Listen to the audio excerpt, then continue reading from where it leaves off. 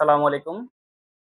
যাদের আ বাচ্চা-কাচ্চাদের কিংবা রিলেটিভসদের মধ্যে অনেকেরই সন্দেহ হয় যে সে ড্রাগ নেয় কিনা বা কোনো নেশার সাথে সম্পৃক্ত কিনা, তাদের কিন্তু খুব সহজে খুব সিম্পল কিছু টেস্টের মাধ্যমে কিন্তু আপনি আইডেন্টিফাই করতে পারেন যে সে কোনো নেশার সাথে সম্পৃক্ততা আছে কিনা।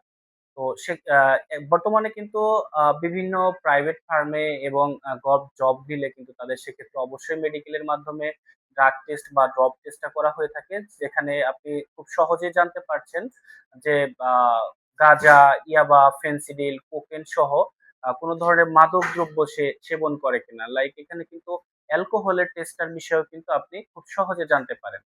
আ যারা এ বিষয়ে জানার জন্য ইন্টারেস্টেড তাদের জন্য মূলত আজকের ভিডিওটি করা।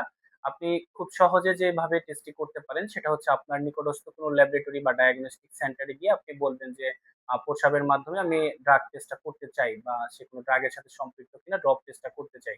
তো আ সেক্ষেত্রে কিন্তু আপনি খুব সিম্পলি করতে পারেন। এছাড়া ব্লাডের মাধ্যমেও করা যায় এবং হেয়ারের মাধ্যমেও করা যায়। সেটা একটু কস্টলি হয়ে থাকে। বাট ইউরিনের ক্ষেত্রে আপনি খুব আ ফাস্ট রিপোর্ট পেয়ে থাকেন এবং খুব সিম্পল একটা টেস্ট এবং রিজনেবল প্রাইস এর মাধ্যমে সেটা করা পসিবল।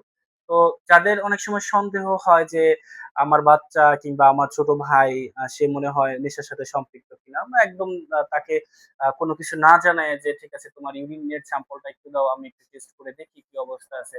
আপনি কিন্তু খুব সহজেই সে বিষয়ে একটা ধারণা নিতে পারেন।